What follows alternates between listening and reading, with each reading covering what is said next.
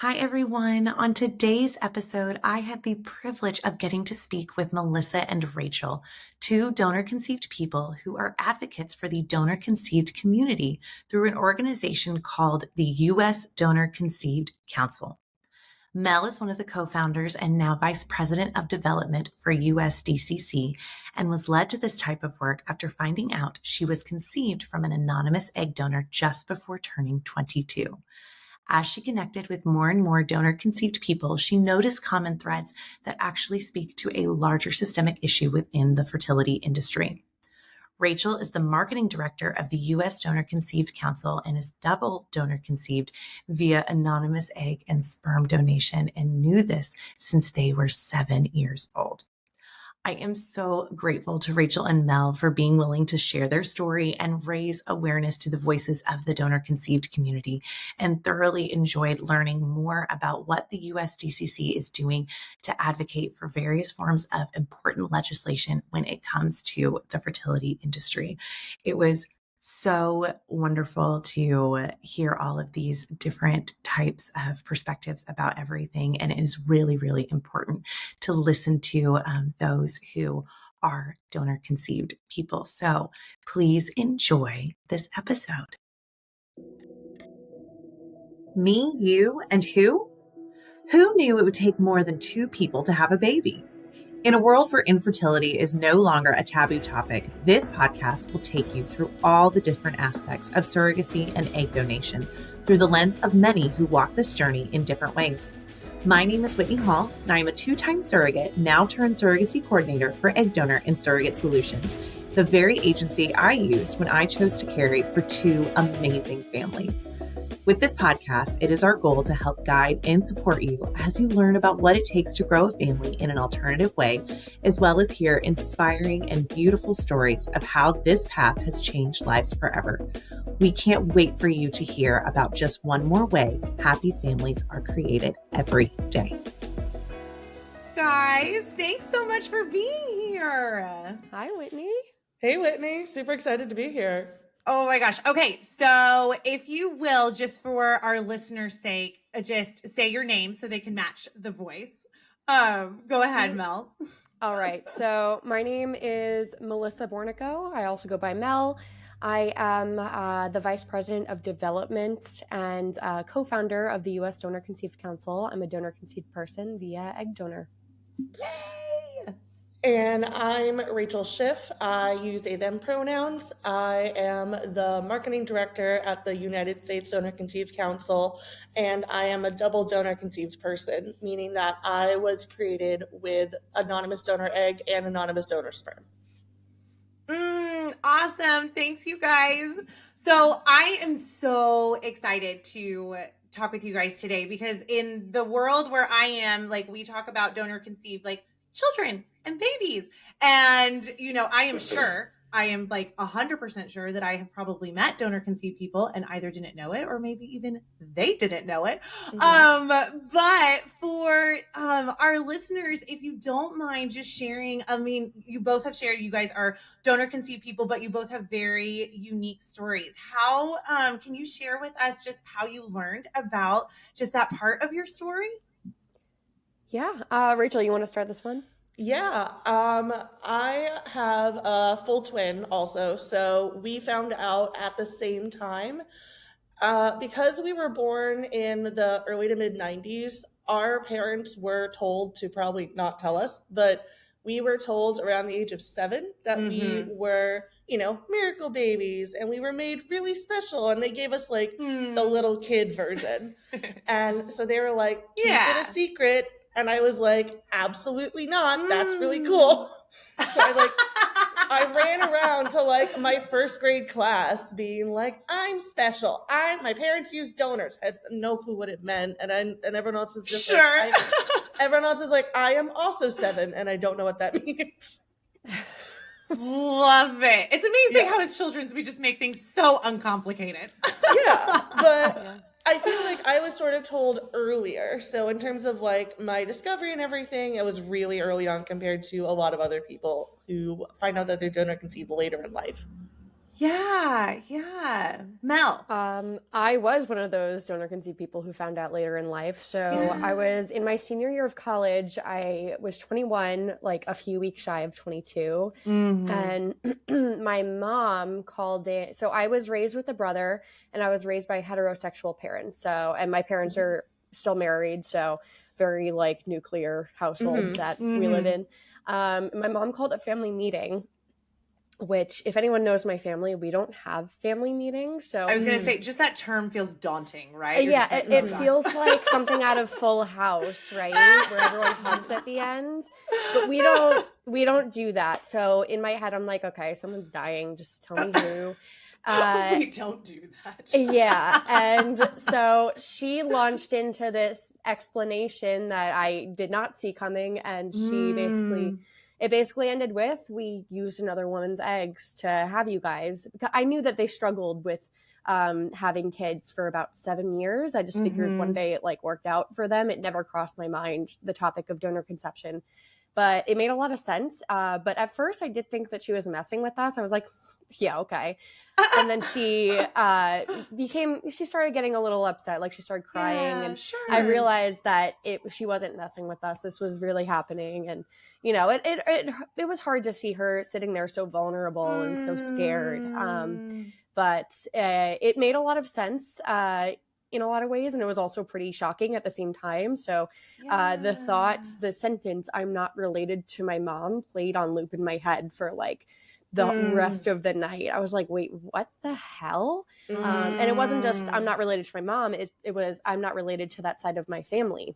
But at the same time, it was also very clarifying because I never necessarily saw myself in my mom in the way that two people who are genetically related do. You know, like we got along and everything and we had things in common, but it was always like, I always describe it as, it's as if we were two women cast in a movie to play mother and daughter. So interesting. I love that. Like that's our so hair is accurate. kind of the same color, and like we both have blue eyes and stuff, but beyond that, there was really nothing that you would see in two people who are genetically linked through 50% of their DNA. And so that made a lot of sense. My brother also is like mysteriously taller than the rest of the family, so that that tracked, just stuff like that. So it was a very surreal experience, and there was a very long process of trying to come to terms with what that meant for not just where I was in my life then, but my entire life before that. But overall, I want to say that compared to a lot of donor conceived people, I had it really easy, you know, and not to like make it into a competition, but my parents told me themselves. They were remorseful for not telling sooner. They gave my brother and I space to kind of feel how we did about it instead of forcing us into this, okay, like we told you, now you have to feel okay about it. Like, you know, that we had permission to process it and come to terms with it as it related to us, you know? So I love that. Yeah. And all things considered, it went overall as well as it really could have.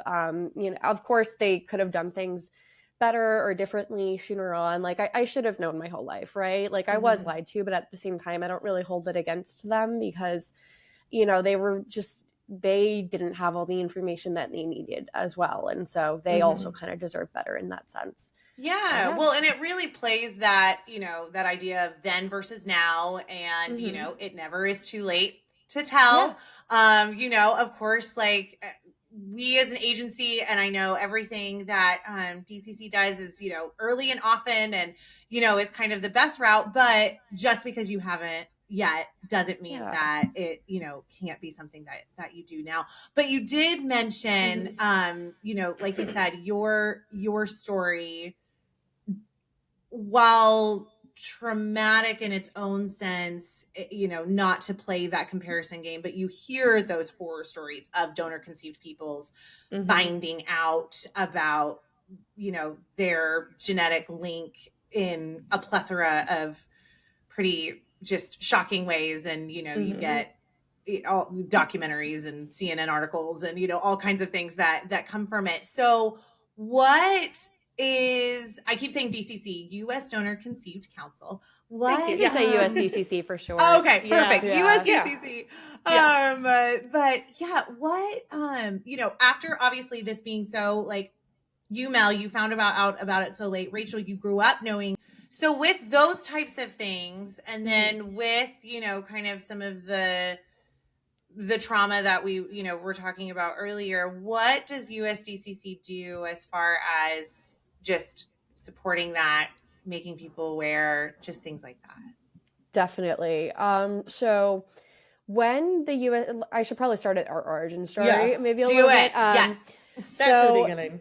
The U.S. Donor Conceived Council is the first completely volunteer-run, completely DCP-run nonprofit organization in the country that focuses specifically on advocacy and education. DCP meaning donor conceived person. Yes. Sorry. Any acronyms that I forget to define, please interject. And so we started as sort of just an idea in 2021 where the founder of We Are Donor Conceived, Erin Jackson, she made a post in that group asking if anybody had experience with nonprofits because she was really looking to step up her advocacy. And I did have experience with stuff like that back from when I was in college. So I reached out to her, we got to talking. We scheduled a meeting with me, her, and two other people who are still on our board today. It was Jillian Phillips and Tyler Levy-Sniff.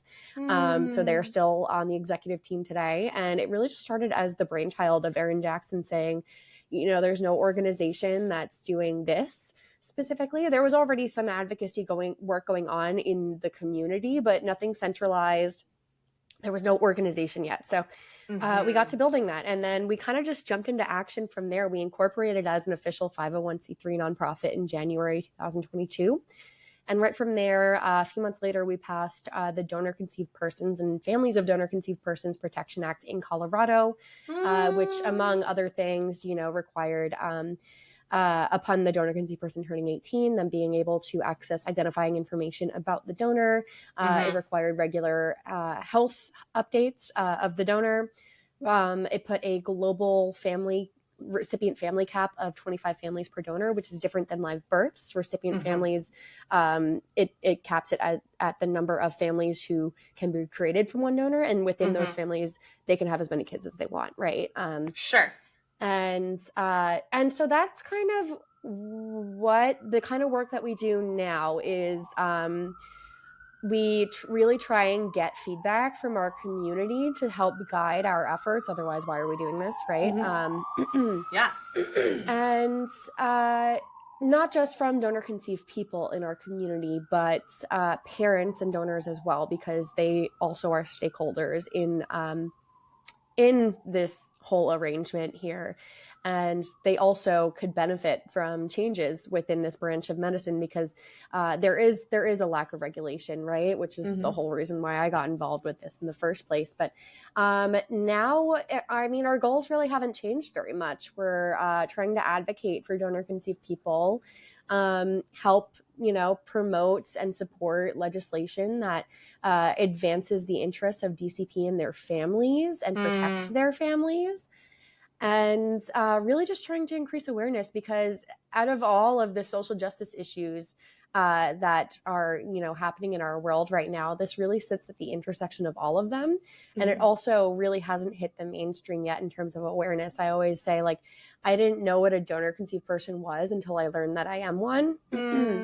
So, and the same thing is similar for a lot of people. They've heard of donor conception before, but donor conceived people, that awareness has trailed behind a little bit. So we're trying to help close that gap. Rachel, what do you have to add? Rachel is one of just dominating the conversation here. Rachel is one of, I think you joined us about a year ago or within the last year. I'm trying to think when we made that video together. I think that was just under a year. It was like mid-May. We did a video together talking about being egg donor conceived. And so I really started to work with the USDCC at that point, just doing the video, talking about my experience. But even between then and now, I feel like my understanding of being donor conceived has still evolved and changed, even though it's been such a short period of time. Just working directly with the USDCC. Primarily, I'm focusing on social media and advocacy on that route. So, how to reach donor conceived people, what routes to take, stuff like that. Yeah. I was going to make a point and then I forgot. Let me think. Nope, sorry. Well, let me I ask lost it. you. Yeah. That's okay. Let me ask you a question, Mel. So you're talking about that advocacy and the legislation and things like that. And obviously every donor conceived person's experience is unique and different to, just everyone's story is unique and different. What type, what is that advocacy? Why is that important to a donor conceived person? Because again, I know a lot of people think, okay, you have, people who want to have a baby and this is how they're going to do it. And then you see that baby and we're all so excited and happy. And then not a whole lot of people really think about, oh, well, it's, parents who love a baby or a parent who loves a baby. And, that's great. And you kind of don't necessarily think past that in some ways, if you don't know about the industry and, you mentioned lack of regulation. Why is that important? What does that regulation look like? What is that advocacy?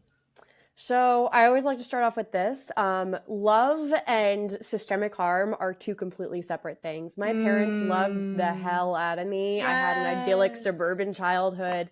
There's nothing that they could have done within their own power, really. I mean, besides telling me sooner, but regardless, as far as the problems I experienced due to being donor conceived, it had nothing to do with how much my parents loved me, right? So for example, there's no record keeping in the industry, and globally is a stronger word, but at least within this country, there's no nationwide requirement to keep these long-term records about how many live births were from one donor, how many families received one donor, how many other clinics did this donor go to, and you can do your best to get that information, but a lot of things slip through the cracks, right? So I quite frequently, actually, I get friends of mine reaching out to me telling me that they saw someone who looked exactly like me. Sure, we all play that doppelganger game. Really? Yeah. Except as a donor conceived person, it's an actual that could concern. Very well be That's a little scary. Yeah. Even just a few years ago, a friend of mine, he was working as a waiter, and he actually hadn't known that I was donor conceived yet. I just never came up, but he didn't message me saying, "Oh my God, I had a table yesterday and the woman at the table looked just like you." And then he goes, "Well, she could have been your mom, but," and then he goes on to be like, "Oh, the resemblance was exact." And I was just sitting there well, that very well could be the donor, or I get several people who are this girl, are you standing on the corner of so-and-so street right now in Manhattan? And I'm like, definitely not. And they're like, "Oh my God, this girl looks exactly like you." And I'm over here I know that I was made at NYU fertility clinic, right? So and knowing that, donors aren't limited to one family usually, I could very well have siblings out there that I just don't know about. So there's nothing that my parents could have done, right, to prevent that. But that's something that, and I'm egg donor conceived, so we have way fewer siblings than people who are sperm donor conceived, for example. I was gonna say, imagine the paranoia when you're walking down the street and you see someone who looks like you. You're constantly thinking, is that a sibling? Is that a relative? Could I accidentally date a sibling? And so you just never, even just the possibility that there are other people out there that are related to you and you'll never really know how many, that is more than enough to cause stress for a lot of donor conceived people. Absolutely. So and because that's just sort of allowed, right? It's going to keep happening unless we spread that awareness, unless we sort of take some kind of action to help donor conceived people, not at least future donor conceived people, not sort of have that exact experience, have a little bit better of an idea of, okay, I probably have this many siblings out there or so-and-so. So that's one example of the kind of advocacy that we do.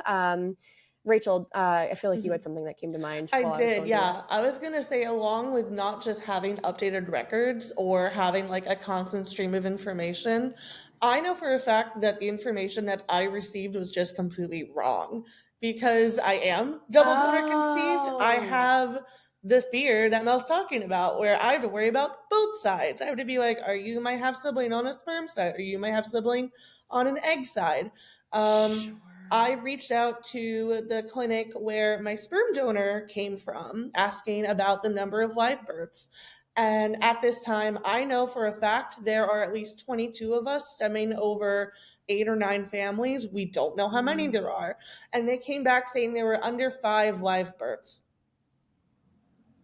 Okay. And so we're like, all right, we have to do this on our own because no one has the information that we Yeah. need.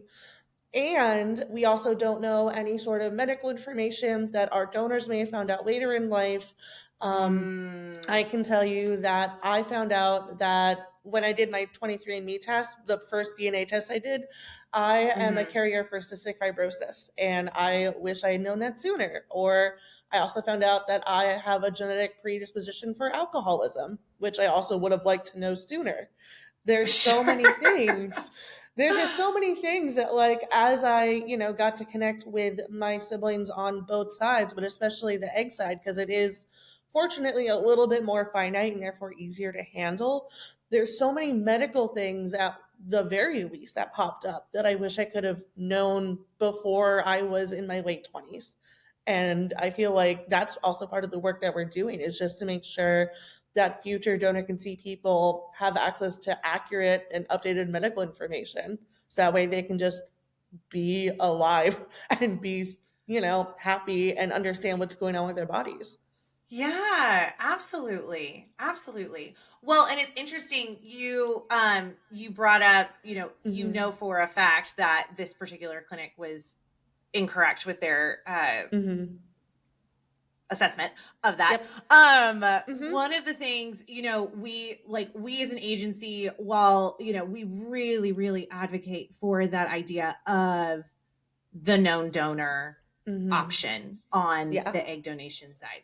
I know that's not necessarily able to be available to everybody based off of certain laws and parentage laws and things like that. But as a DCP, why is that known donor portion of things so important?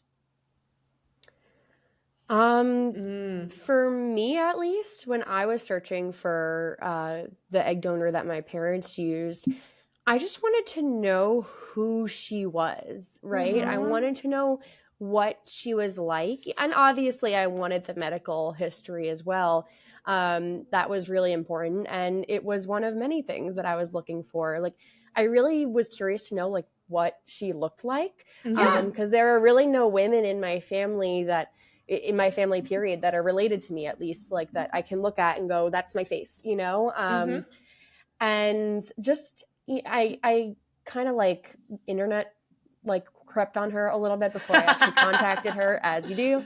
I learned a lot of things about her just from that, like how, like, a lot of shared interests that we have, a lot of like just the ways that our brains work and the ways that, like, we talk about things. She's very nerdy, very, like, really liked writing, kind of artistic, but also sciencey. And I was like, wow, that's me. And that was just really cool. And it wasn't because I wanted, like, a replacement mommy, right? That was never, that mindset was never part of it. I just was really curious about her to understand more about myself. And I kind of wanted to know if I did have other siblings out there too, because I thought that would be kind of cool. I've yet to find any. It doesn't mean they're not out there. It just means that I haven't found any. So that's where I'm at right now.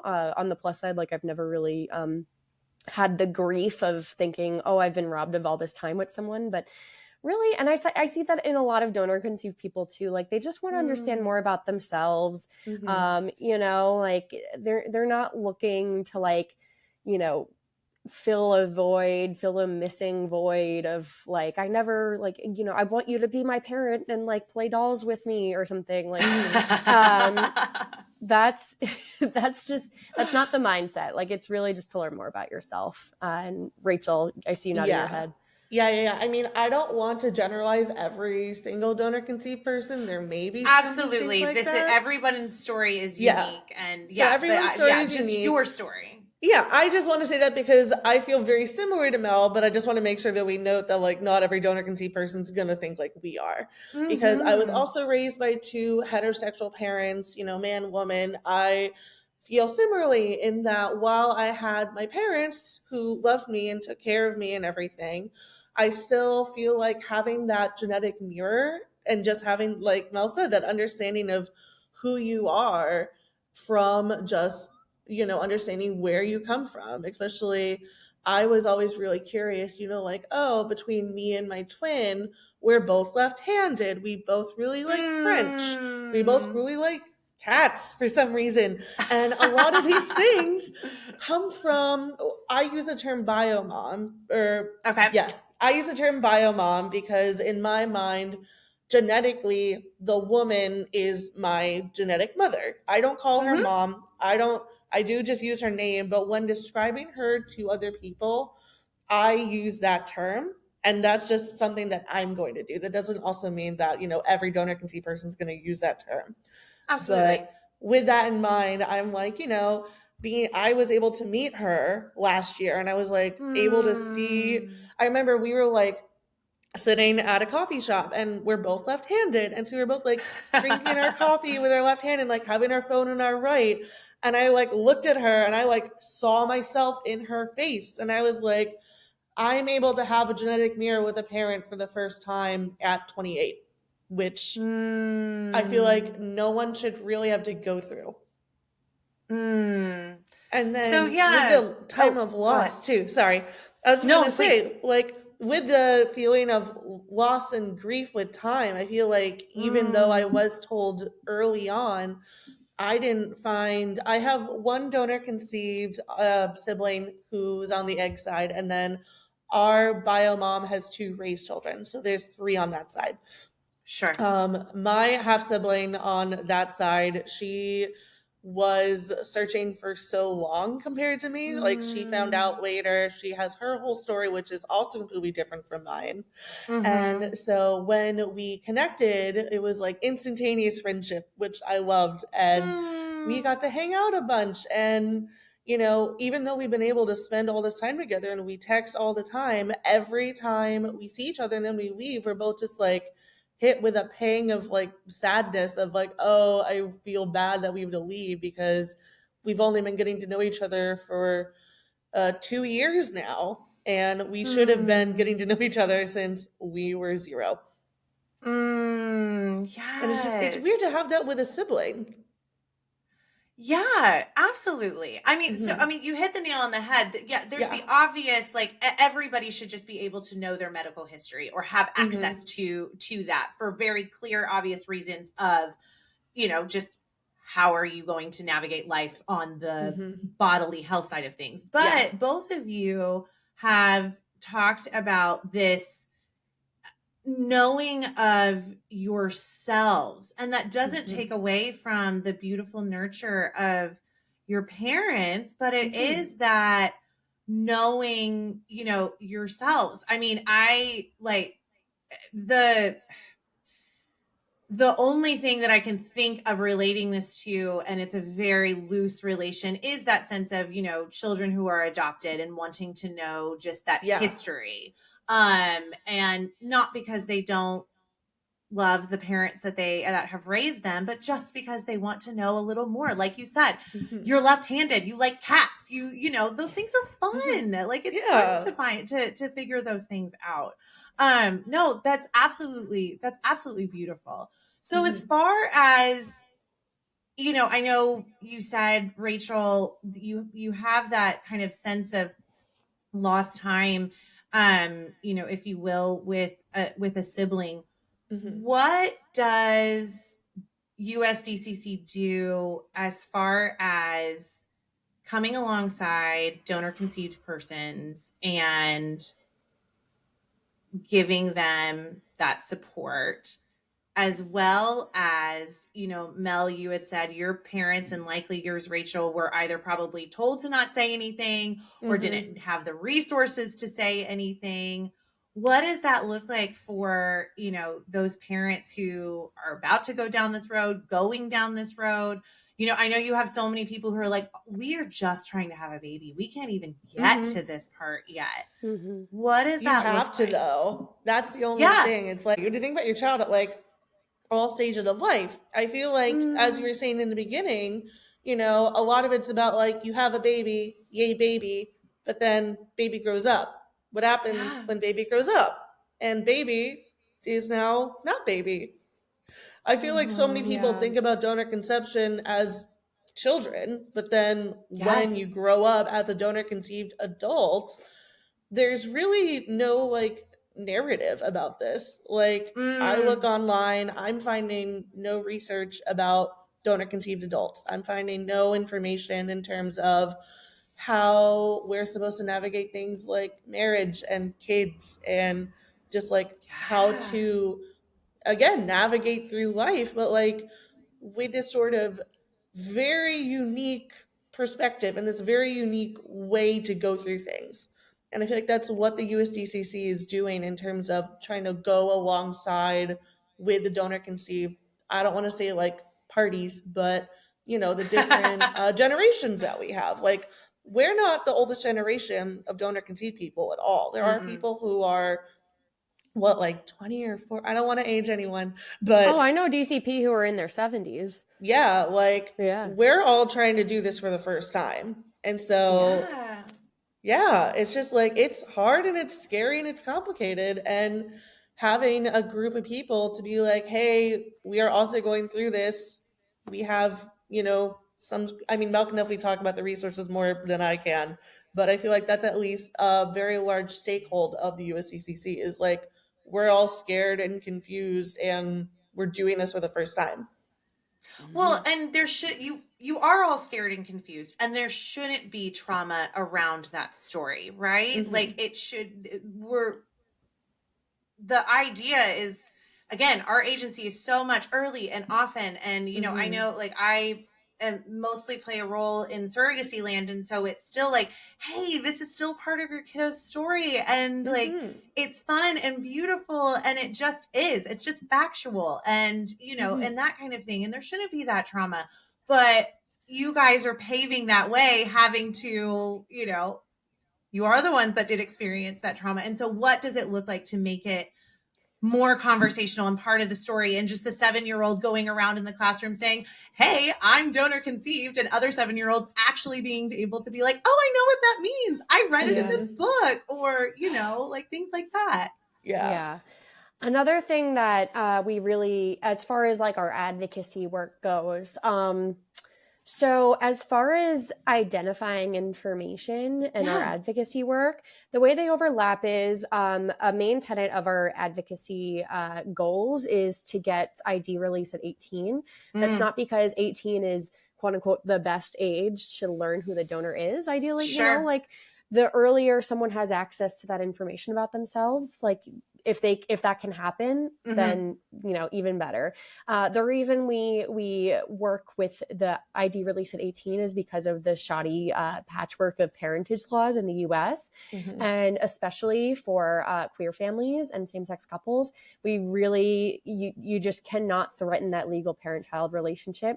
Right. That So also for is sorry, and I don't yeah. mean to jump all over you, but for those who don't know, every Hmm. state has different parentage laws, and especially for LGBTQ, not every state will recognize both parents as parents and will Yep. do the parent that is genetically linked, and the other parent has to adopt, and there's all kinds of parentage issues. And so, Mel, what you're saying is if you introduce the genetically linked person into the category as far as them being known, then you have issues of the parent, the actual parent, and by actual parent I mean the one that is creating this family via donation, um being recognized as the parent of the donor conceived person.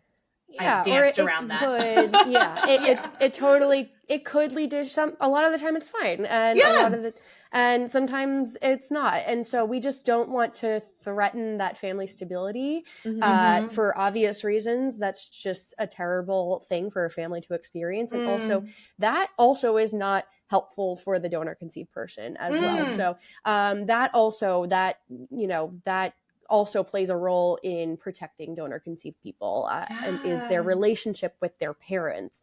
And so, but of course, there are other ways to get information about yourself and who you are and your relatives besides just known donation from birth. So if that's not an option for your family, we do encourage just, being as open as possible with your child. And that doesn't just mean telling them that they're donor conceived, but helping them explore that side of themselves and their origins and their families. It could be connecting them with siblings.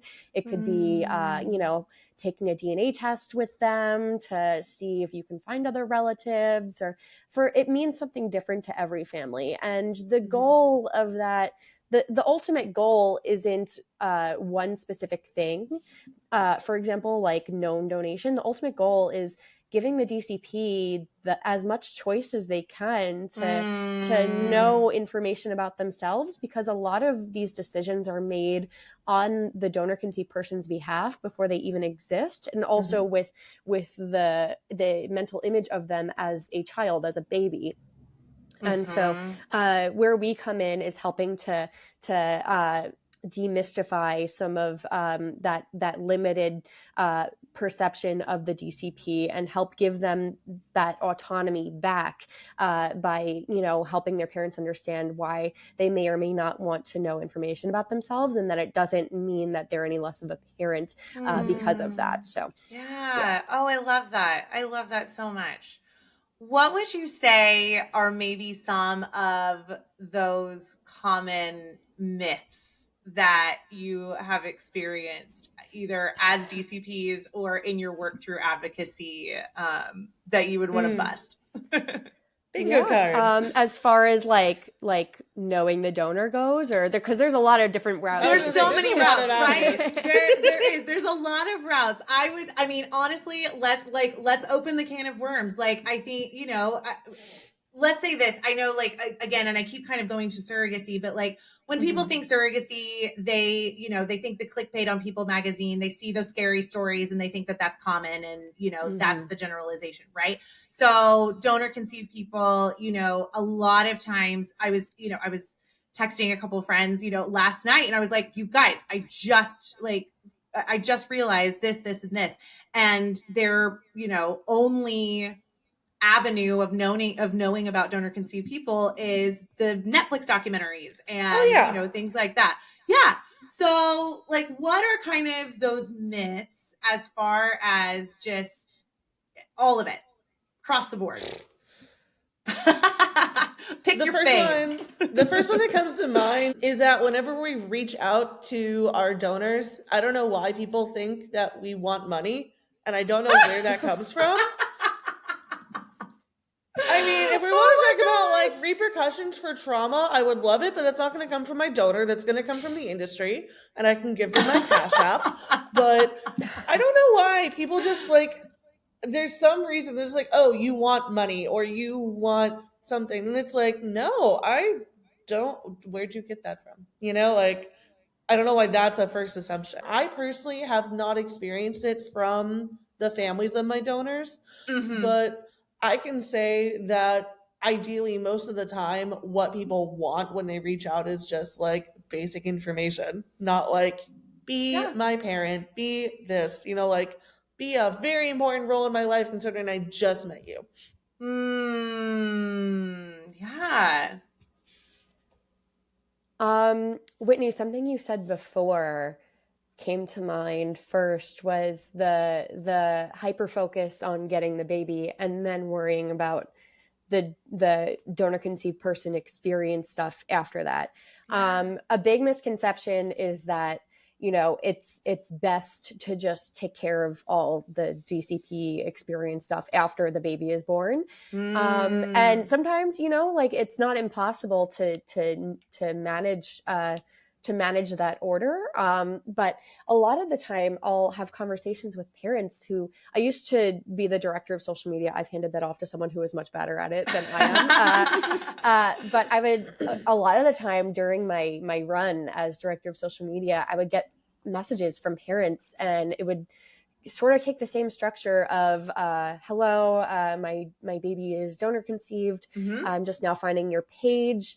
I didn't know any of this beforehand, that they might want to know the donor, that yada, yada, yada. And a lot of the time you could almost like hear the panic coming through the message, because they're scared that they like ruined everything for their child.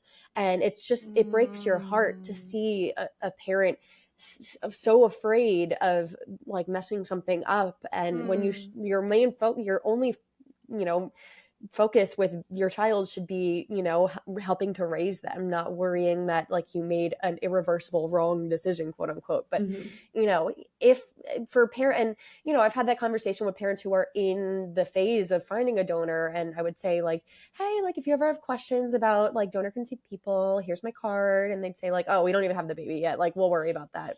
And you see them like, and, you can like, you can't interfere with how people build their families or anything. But a lot of the time I try and say like, a lot of parents sometimes like have that same mindset, and then later on they wish that they would have asked questions before starting the process too. So there's no wrong time to get this information. But if you find yourself in a position where you're looking for a donor and you're looking to build your family through egg donation, and you're not hurting yourself by asking questions now about donor conceived people. It seems, hard to picture that far down the line, but it really might help guide some of your decisions as you're navigating this totally unprecedented process, where you probably have a million questions already. Yeah. What would you say, or maybe what would be those questions that those parents should be asking? Yeah, like even just general, what do donor conceived people want?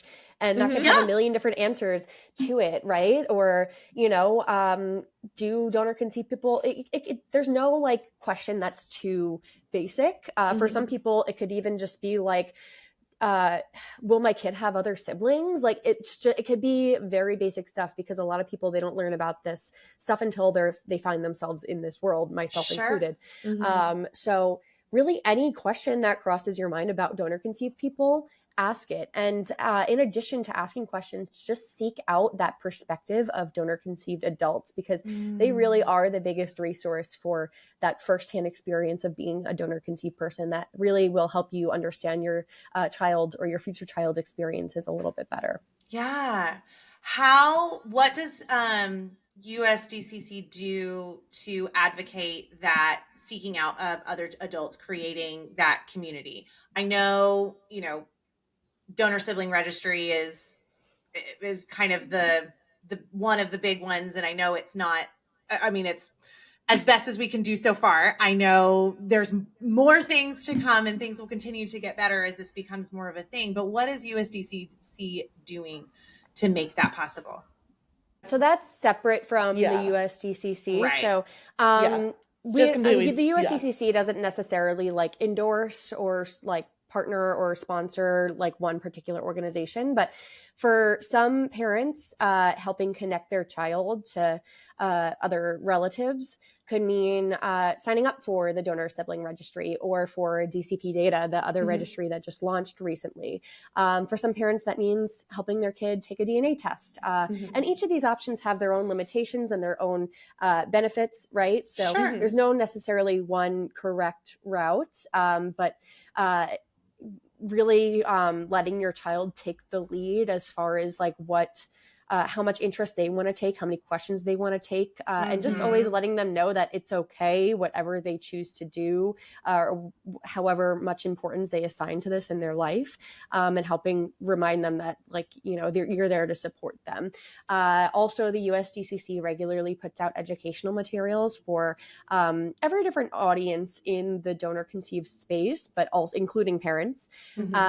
We also recently put out an analysis of sperm banks in the US to kind of verify or vet different policies that they abide by in their practice, and sort of I don't want to say rating them or ranking them, but sort of quantifying what types of policies they abide by, and as that relates to what's important to people within this space. So that can be found on our website, the Stoplight Chart, and that has gotten a lot of positive feedback from parents.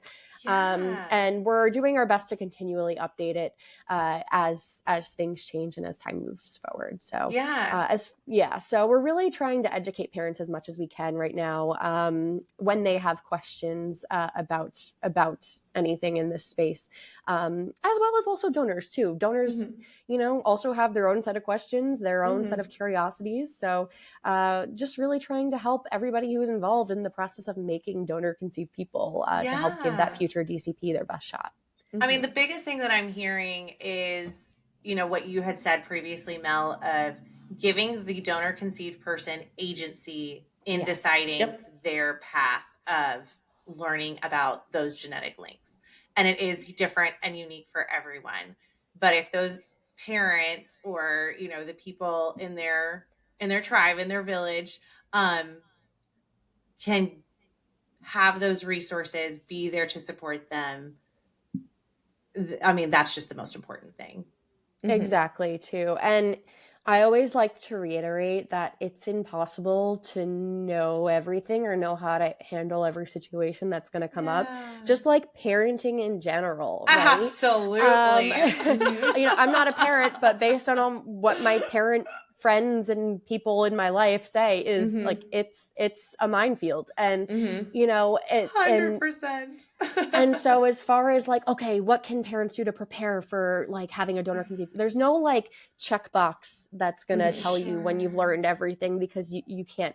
The process of having a family built through donor conception is a lifelong decision. And along with that, learning about donor conception and about donor conceived people and about your donor conceived child is also going to be a lifelong process. So it's going to be interwoven with your life for years to come. And the beautiful part is you don't have to know everything, and it's impossible to know everything. So cut yourself some slack, listen to your kid, give them space. If, you know, like if you end up making a mistake, just like, you know, apologize to your kid if, you know, you make a wrong decision, and then you move forward with it. Right. It's not about doing everything right. It's about acknowledging their autonomy. Like you said, Whitney. I love that. I love that.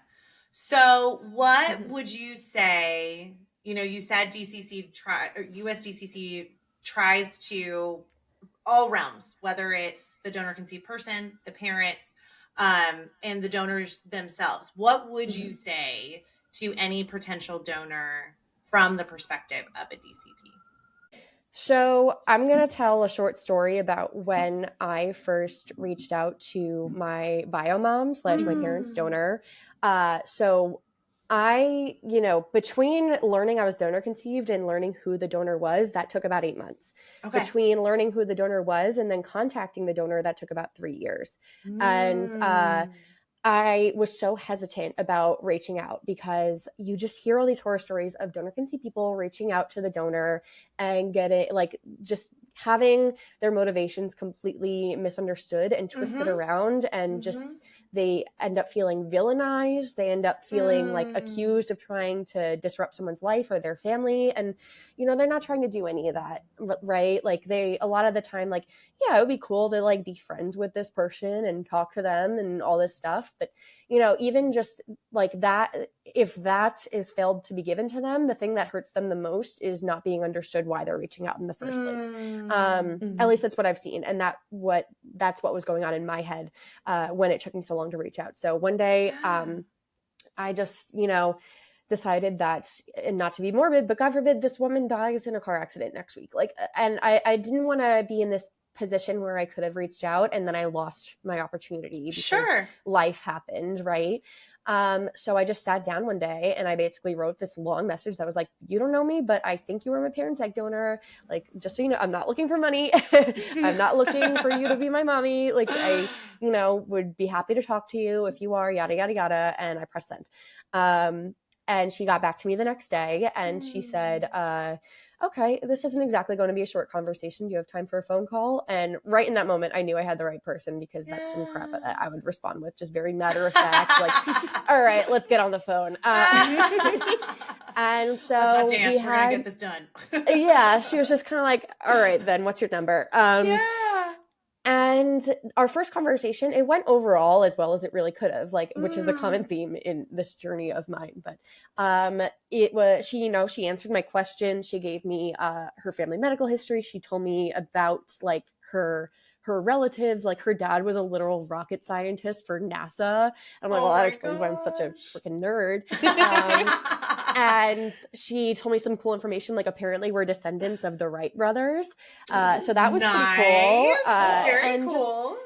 And just stuff like that. And she even said on her own, without me even like asking about it, like, she's like, it's my ethical duty to give you health information. It was just a no-brainer for her. So that was a relief to not have to explain to her why I needed it and why it was kind of like, it was her ethical duty, at least in my opinion. And then towards the end, at the end of our phone call when we were wrapping up, I asked her if I was like, can I ask you something? And I said, were you surprised to hear from me, kind of? And she took a moment. And she said, let's put it this way. I probably wasn't as surprised to hear from you as you were to find out you were donor conceived.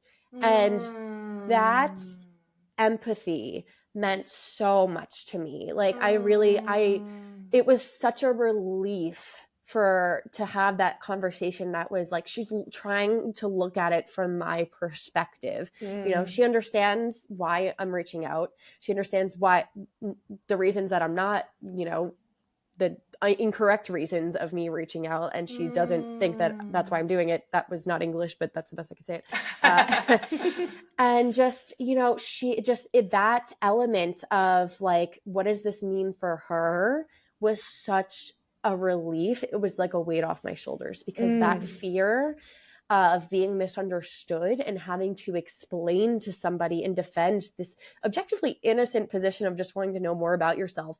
Like that was the main reason why I spent so long, like, without reaching out. I just didn't have the emotional capacity to be villainized like that, and just that it didn't happen. And and we don't talk a whole lot now. I don't think we've talked in a couple months, and that's fine, right? Like, we're both adults now, so it's this feeling of like, what do I do with you, kind of. And just, I'll never forget how that first conversation went, and that's something that I'll always be grateful for, because I was so vulnerable when I reached out to her. And so that's something that I'm always really thankful for. And if donors can take away anything from that story, it's just do your best to look at it from the perspective of the person who's contacting you, because it probably took a lot for them to reach out. I love that. I love all of that, because I feel like that's so similar to my experience with my bio mom as well.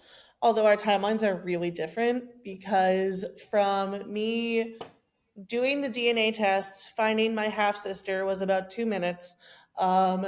She is a medical researcher, and she is also very into understanding people and finding people. So it took us, I want to say, a month and a half, not even, to find out who our donor was. And then it took us about another 2 weeks to convince ourselves that it really was her. And then it took us another week to write the message. But it was co-signed by myself, my full twin, and her. And we had sent it to her on Facebook, because we were like, we don't know her email, we'll send it through Facebook. It took her about a month to get back to us, because when you message someone on Facebook and you don't have any mutual friends, it goes into your requests and no one knows how to access it and whatever. So it took her so long to get back to us, but she was so open to communicating. She was like, "You obviously have so many questions. Here's my medical info." She sent us photos. And, we went back and forth with emails. It went on for months. We all have each other's numbers, et cetera, et cetera. But what Mel was saying really reminded me of one conversation that she had with me and my half sister, where she was saying, "I'm so saddened by the thought that you only had one opportunity to reach out to me, because we had spent so much time poring over the email, making sure that we weren't misunderstood in terms of what we were trying to get."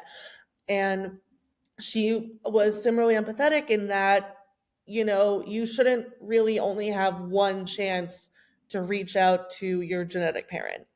And so, similarly, being open to connection, but then also just, I feel like having that continued back and forth and not feeling like, oh, I have one chance to get this right. Otherwise, that's it. I feel like going through donating with the lens of sort of, if you do have a donor conceived child or adult reach out to you, they're going to be feeling so many things. I feel like when we did it, my fear was just ultimate immediate rejection, because we didn't know who she was. We didn't know, if she was like a safe person for me who's gender fluid. You have no clue who the donor is. And so you want to make sure that safety is paramount for yourself, but then also just for your relationship. And so I feel like for donors, understanding who the donor conceived person could be, I feel like is really important when it comes to understanding like who you're going to be doing this for, why you're donating. Like, what's the why? Yeah, absolutely. I love that. Well, you guys, I so appreciate you being vulnerable with your own personal stories. Your story, you were not obligated to tell that to, anybody. And so I appreciate you guys being vulnerable and using your own stories as a platform to just educate others. And I'm so grateful for USDCC and everything that they are doing to champion and bring to life, just the advocacy that is needed for the donor conceived people. So thank you guys so much. I have one final question, and it's a fun one for anyone who knows me. They know that I have a very codependent relationship with coffee. And so I love to ask the question, what filled your cup this morning? So literally or figuratively, what filled your cup? Besides the iced coffee that I've been sipping this whole hour that we've been talking, I want to say every time we get a message from someone saying, "I found your page and it helped me," whether it's a donor conceived person, a donor, a parent, just knowing that, we cast those little ripple effects and that it will help somebody and help that person help somebody. That's what always fills my cup. I love that. What about you, Rachel? Ooh, I also had iced coffee with caramel creamer, but similarly, I have gotten messages from people after I do podcasts like this, because I'm double donor conceived. I feel like there's so few of us comparatively, even within the donor conceived industry, including myself and my twin. I know of 6 people and 2 are babies, so I don't really count them yet. But I've had people reach out to me saying, "I heard this and my child is double donor conceived." And I'm like, great. I love that they exist. Thank you for making them exist. Like, the fact that there's just someone who can, I don't want to be like, look up to me. I'm double donor conceived and I'm an adult. But at the same time, when I was growing up, I had no one in terms of understanding what double donor conception is, what donor conception is. And I feel like being able to, show to your kid, look, there's an adult who's just like you and they're okay. I feel like stuff like that just really fills my cup, and it's really sweet. Yeah, absolutely. I mean, it's just that awareness for everything, right? Oh, I love that. Well, you guys, thank you so much for your time. Thank you for everything that you do. We will have your website in our show notes, and just all of those things. So I'm so grateful for you both. So thank you. Thank you, Whitney. And thank you for using your platform to promote DCP voices. We love that. I love We that. love to see it. Yeah. Thanks, you guys. Thank you so much for listening to today's episode. Egg Donor and Surrogate Solutions proudly supports the mission and efforts of the USDCC and their work around advocacy for donor-conceived people. The USDCC strives to increase awareness of the needs, interests, and challenges of donor-conceived people and advance change that promotes and protects their health, welfare, and human rights. Our vision for a better future for donor-conceived people begins by prioritizing the best interests of the DCP in all matters involving donor conception. We are grateful for their work to help close the gap in education around the needs of those conceived through egg donors and sperm donors. In 2017, Egg Donor and Surrogate Solutions eliminated the characterization of egg donor cycles as anonymous and now, at minimum, facilitate unidentified cycles. We do not require each donor to have a personal relationship with a donor-conceived child. However, we do expect each donor to be willing to converse via a private forum like the Donor Sibling Registry or other like programs to update medical information and answer medical questions. Additionally, a donor should be willing to engage with a donor-conceived child or person around questions about oneself, family changes, personalities, or general curiosity questions they may have due to shared DNA. This does not mean a donor is required to release contact information or build a personal relationship. Egg Donor and Surrogate Solutions is in support of the goals of mandatory ID release at the age of 18 for egg donors and of intended parents being transparent and open with their future child regarding their story. Egg Donor and Surrogate Solutions also offers a known donor program for intended parents and egg donors who would like to build a relationship from the beginning in order to have easy, open dialogue with a child one day about their story. To learn more about this program, please go to the link in the show notes. Thank you.